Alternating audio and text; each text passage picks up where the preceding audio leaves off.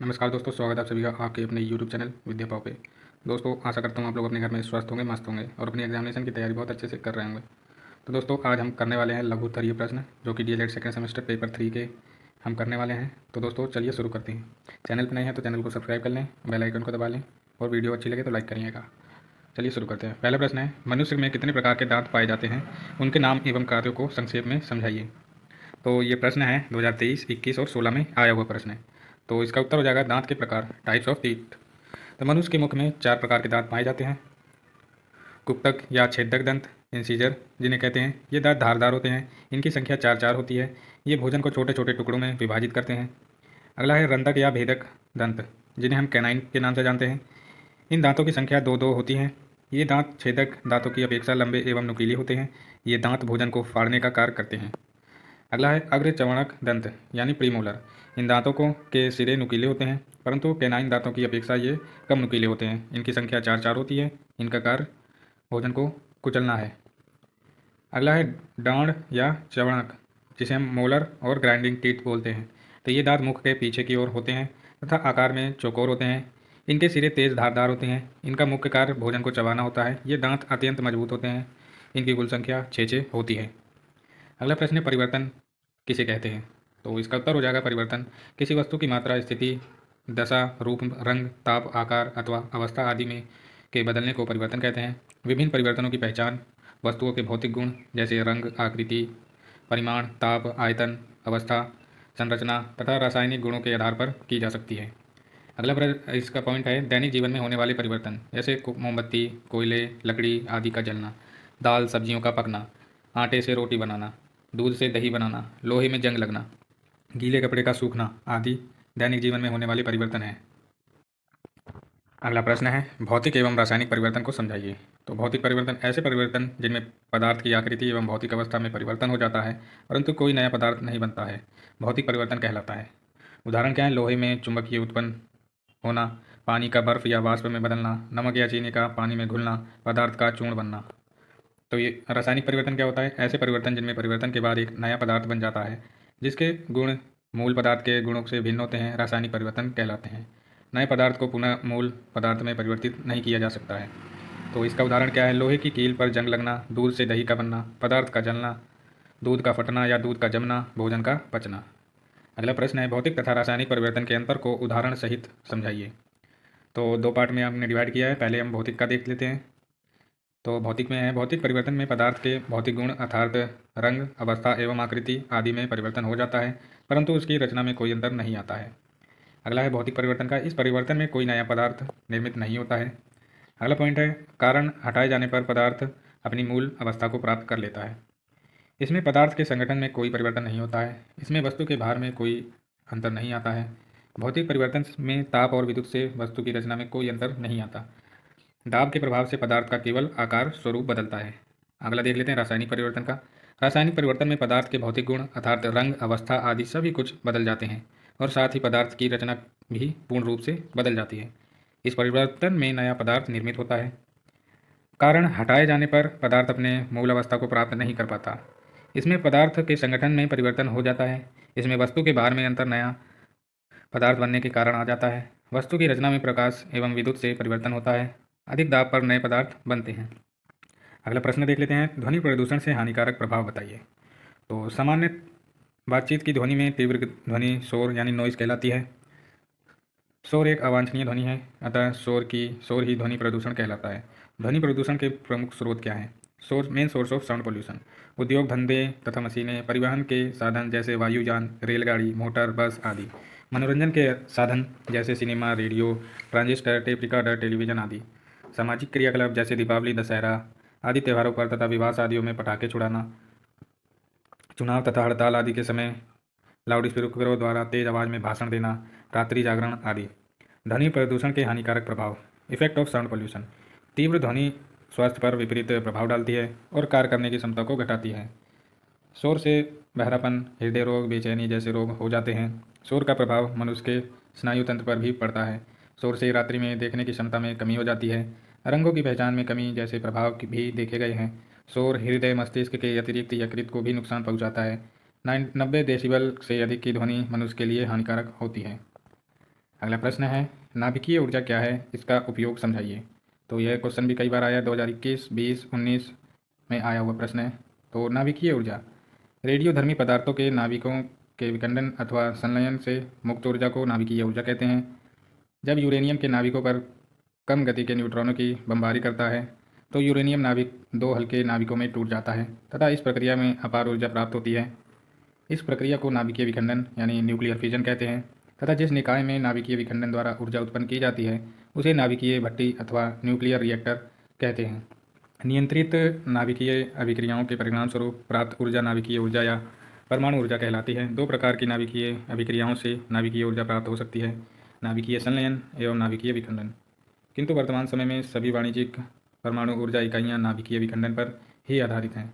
सन 2009 में विश्व की संपूर्ण विद्युत शक्ति का 13 से 14% भाग नाभिकीय ऊर्जा से प्राप्त हुआ।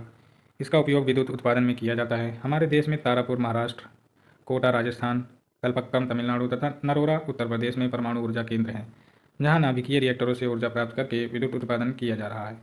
अगला प्रश्न है, प्राकृतिक आपदा तथा मानवकृत आपदा में अंतर बताइए। तो प्राकृतिक आपदा विभिन्न प्राकृतिक शक्तियों के कारण उत्पन्न होती है। इन आपदाओं की पूर्ण एवं सत्य भविष्यवाणी करना असंभव है, जैसे भूकंप, सुनामी, बादलों का फटना, विस्फोट, ज्वालामुखी आदि। और मानवकृत आपदाएं मानव के कुप्रबंध अथवा दुष्कर्मों के कारण उत्पन्न होती हैं। इन आपदाओं की भविष्यवाणी और पूर्वानुमान संभव है, जैसे आग, परमाणु आपदाएं, आतंकवादी गतिविधियां आदि। अगला प्रश्न है, धातुओं की 4 विशेषताएं बताइए। तो जो कि 2023 और 21 में आया हुआ प्रश्न है। धातुओं के कुछ विशेषताएं निम्नलिखित हैं। कुछ रूप में धातु की सतह चमकदार होती है। धातु के इस गुणधर्म को धात्विक चमक कहते हैं। धातुएं सामान्यतः कठोर होती हैं। प्रत्येक धातु की कठोरता अलग अलग होती है। कुछ धातुओं को पीट कर पतली चादर बनाया जा सकता है।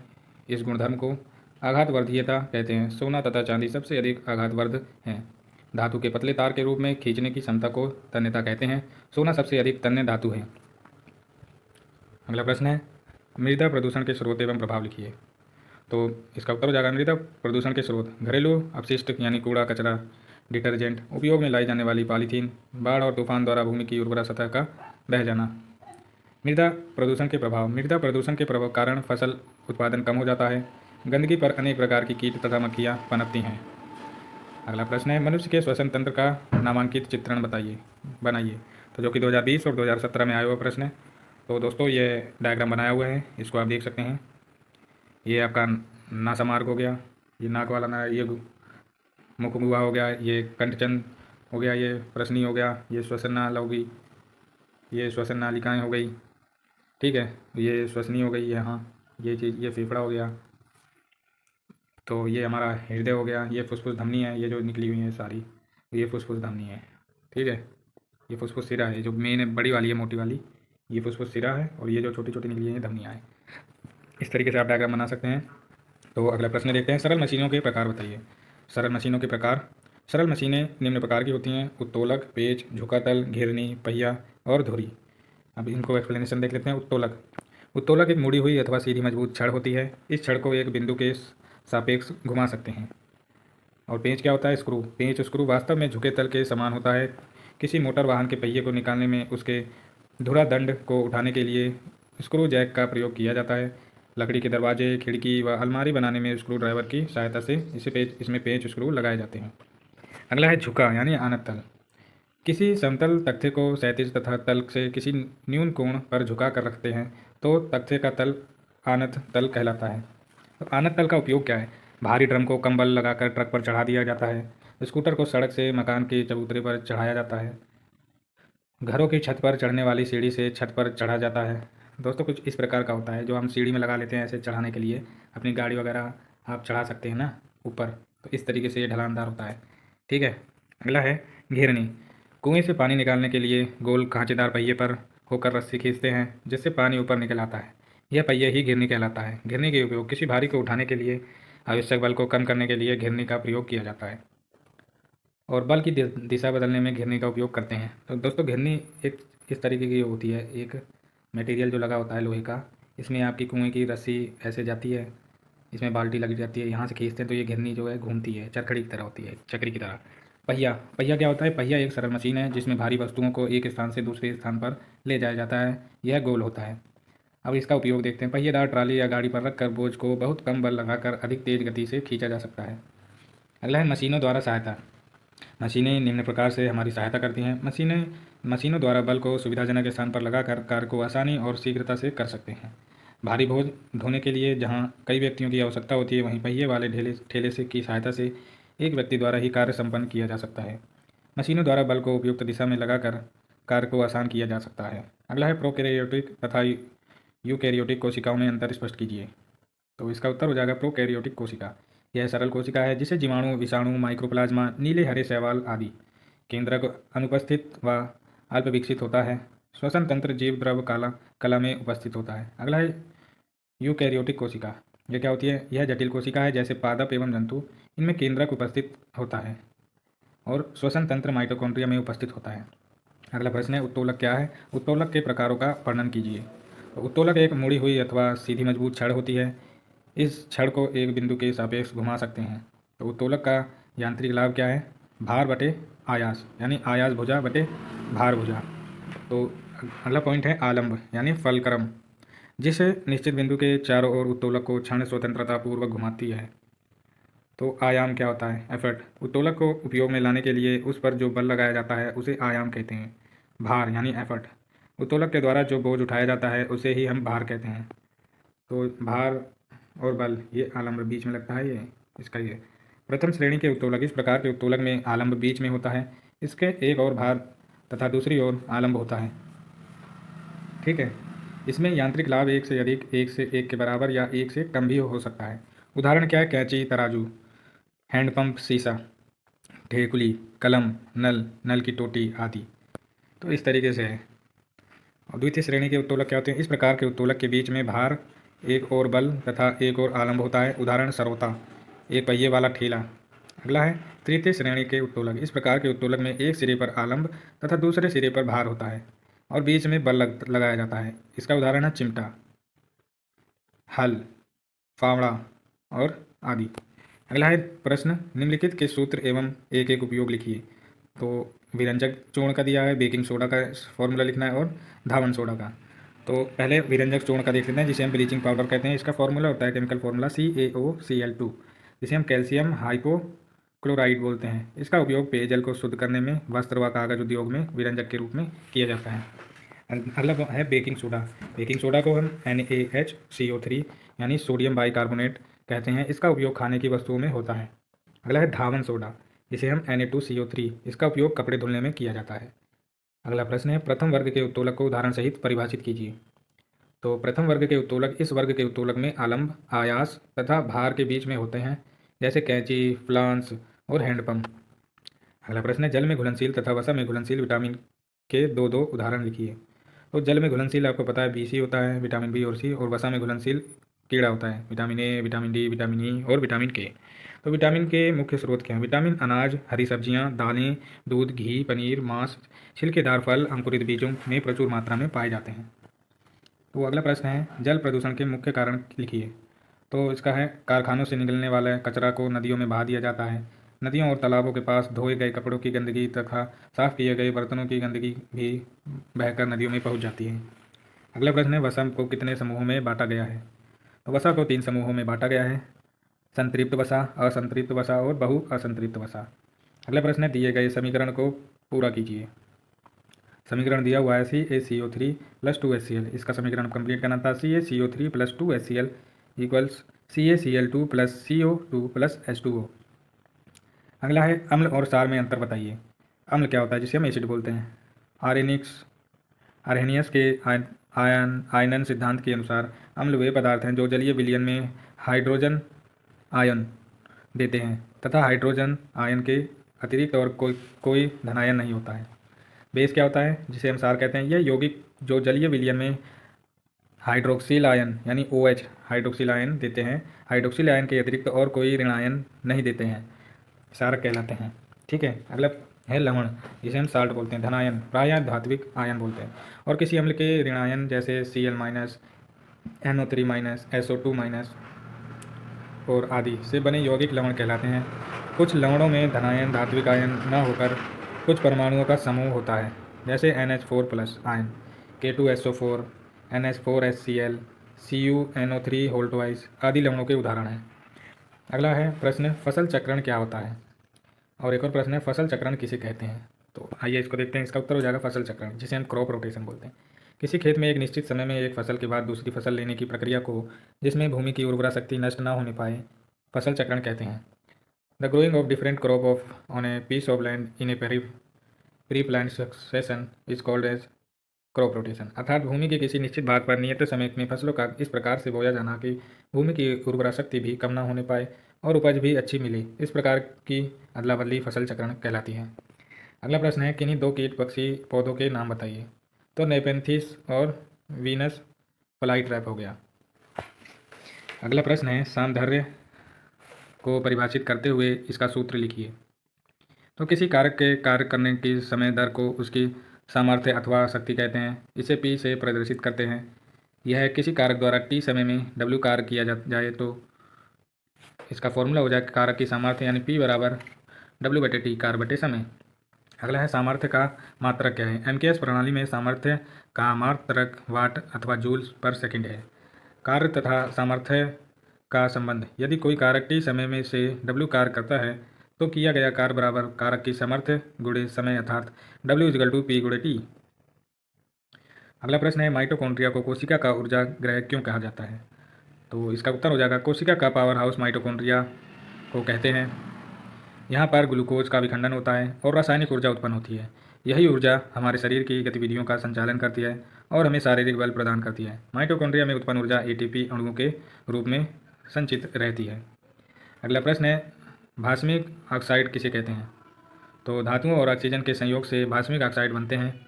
2Mg + O2 gives 2MgO। MgO + H2O gives MgOH whole twice, जो पानी में घुलकर क्षार बनाते हैं। अगला प्रश्न है, फसल चक्र से क्या लाभ होता है? तो लाभ है, फसलों का उत्पादन बढ़ जाता है, फसल रोग मुक्त होती है। अगला प्रश्न है, प्राकृतिक आपदा से सुरक्षा के लिए क्या क्या उपाय करना चाहिए?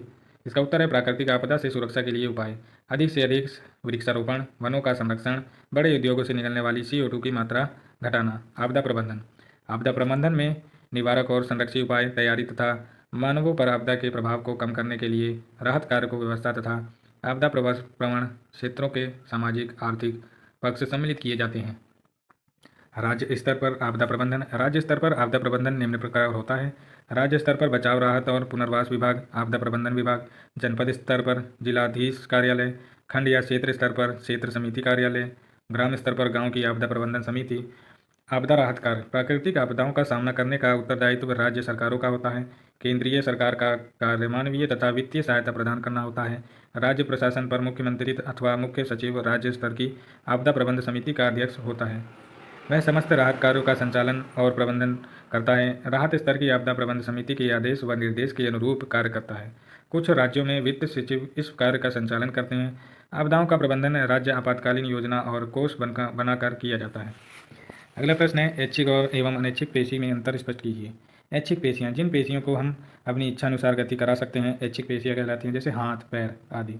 अनैच्छिक पेशियाँ क्या होती हैं? जिन पेशियों को हम अपनी इच्छानुसार गति नहीं करा सकते, अनैच्छिक पेशियाँ कहलाती हैं, जैसे मूत्र वाहिनियाँ, हृदय आदि। अगला प्रश्न है, प्रकाश संश्लेषण और श्वसन में अंतर लिखिए।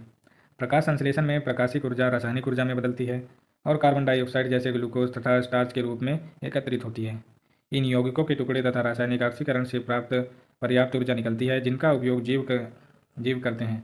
दूसरे शब्दों में कह सकते हैं कि कार्बोहाइड्रेट के ऑक्सीकरण से ऊर्जा निकलती है तथा यह अभिक्रिया ऑक्सीजन अंदर लेने के दौरान होती है। इस प्रक्रिया में उत्पादित कार्बन डाइऑक्साइड सांस द्वारा बाहर छोड़ी जाती है। इस प्रक्रिया के में जो यौगिक ऑक्सीकृत होते हैं उन्हें श्वसनीय पदार्थ कहते हैं। श्वसनीय पदार्थों में से सारी ऊर्जा एक साथ नहीं निकलती है, बल्कि धीरे धीरे एक के बाद एक होने वाली रासायनिक अभिक्रियाओं द्वारा निकाली जाती है, जिन्हें श्वसन की अपचय अभिक्रिया कहते हैं। श्वसन के दौरान ऊर्जा उसी प्रकार प्रायः है जैसे कि किसी भी ऑक्सीकरण अभिक्रिया से प्राप्त है। श्वसन बने प्रकाश संश्लेषण के विपरीत समझा जाता है। प्रकाश संश्लेषण उपचय है और श्वसन उपचय। श्वसन की इस अभिक्रिया को नीचे दिया गया है। C6H12O6 + 6O2 gives 6CO2 + 6H2O + 283 Kg। मनुष्य के शरीर में श्वसन के दौरान प्रमुख क्रियाओं को दिखाया गया है। पौधे प्रकाश और अंधेरे में संश्लेषण और श्वसन दोनों ही करते हैं, परंतु जिस दर से यह प्रक्रियाएं होती हैं यह प्रकाश की तीव्रता पर निर्भर करती हैं। यह दोनों प्रक्रियाएं साध्य प्रकाश में एक दूसरे को संतुलित करती हैं। अगला प्रश्न है, लवण किसे कहते हैं, यह कितने प्रकार का होता है, अम्लीय लवण का उदाहरण लिख दीजिए। तो इसका उत्तर हो जाएगा लवण धनायन प्राय धात्विक आयन और किसी अम्ल के ऋणायन जैसे Cl minus NO3 minus SO2 minus SO4 2 minus आदि से बने यौगिक लवण कहलाते हैं। कुछ लवणों में धनायन धात्विक आयन न होकर कुछ परमाणुओं का समूह होता है, जैसे NH4 plus ion K2SO4 NH4Cl CuNO3 whole twice आदि लवणों के उदाहरण हैं। अतः अम्लों के कुछ यह समस्त हाइड्रोजन परमाणुओं को धात्विक आयन द्वारा विस्थापित करने से जो यौगिक बनते हैं उन्हें लवण कहते हैं, जैसे NaHSO4 Na2SO4 NH4NO3 आदि। दूसरे शब्दों में जब किसी अम्ल विलयन को क्षारक विलयन के साथ मिलाते हैं तो जल के अतिरिक्त जो पदार्थ बनता है उसे लवण कहते हैं, जैसे HCl plus NaOH gives NaCl plus H2O, जो कि HCl अम्ल हो गया, NaOH क्षारक हो गया और जो ये NaCl बना ये लवण बना और H2O जल। लवणों का वर्गीकरण। लवणों को उनके गुणों के आधार पर निम्नलिखित वर्गों में वर्गीकृत किया जाता है। सामान्य लवण यानी नॉर्मल सॉल्ट, अम्लीय लवण यानी एसिडिक सॉल्ट, क्षारकीय लवण यानी बेसिक सॉल्ट, द्विलवण यानी डबल सॉल्ट, मिश्रित लवण यानी मिक्स्ड सॉल्ट, संकर लवण यानी कॉम्प्लेक्स सॉल्ट। अम्लीय लवण एसिड सॉल्ट, यह लवण किसी अम्ल के कुछ प्रतिस्थापनीय हाइड्रोजन परमाणुओं के किसी धनायन द्वारा विस्थापन से बनते हैं, जैसे H2SO4 से NaHSO4, H2CO3 से NaHCO3, H3PO4 से NaH2PO4 और Na2HPO4 आदि। इन लवणों में विस्थापनीय हाइड्रोजन शेष रहती है। यह लवण जल में दो प्रकार के धनायन होते हैं, जिनमें एक हाइड्रोजन आयन और दूसरा कोई और धनायन होता है, जैसे NaHSO4 से Na plus plus H plus plus SO4 2 minus, NaH2PO4 जिसमें Na प्लस 2H प्लस और PO4 3 माइनस, NaHCO3 जो कि है NaH plus plus H plus plus CO3 2 minus. इन लवणों को जलीय विलयन हाइड्रोजन आयनों की उपस्थिति के कारण अम्लीय होते हैं। तो दोस्तों अगला प्रश्न है, भोजन के प्रमुख पोषक तत्व कौन कौन से हैं। तो दोस्तों ये वीडियो यहीं समाप्त करते हैं। अगली वीडियो हम पेज नंबर 41 से हम लोग स्टार्ट करेंगे, क्योंकि वीडियो लेंथी हो जाएगी, इसलिए हम पार्ट वाइज इसको करेंगे। तो दोस्तों आज की वीडियो यहीं समाप्त करते हैं, मिलते हैं अगली वीडियो में, जो कि हम यहाँ से स्टार्ट करेंगे। चैनल पे नए हैं तो चैनल को सब्सक्राइब करें, बेल आइकन को दबा लें और वीडियो को हो सके तो शेयर करें अपने दोस्तों में, जो कि पेपर की एग्जामिनेशन की तैयारी बहुत अच्छे से कर सकें। आप इस वीडियो को कहीं भी राह चलते हुए आप सुन सकते हैं और अपनी तैयारी को बेहतर कर सकते हैं। आपके पास देखने का समय नहीं है, आप वीडियो सुन सकते हैं, तब भी आपका काम हो जाएगा। कुछ % आपको इससे मदद मिलेगी, जो कि हम पूरी सीरीज़ ही आपको कंप्लीट करवा रहे हैं, इसलिए तो बने रहिए हमारे साथ। मिलते हैं नेक्स्ट वीडियो में, तब तक के लिए goodbye, take care, have a nice day.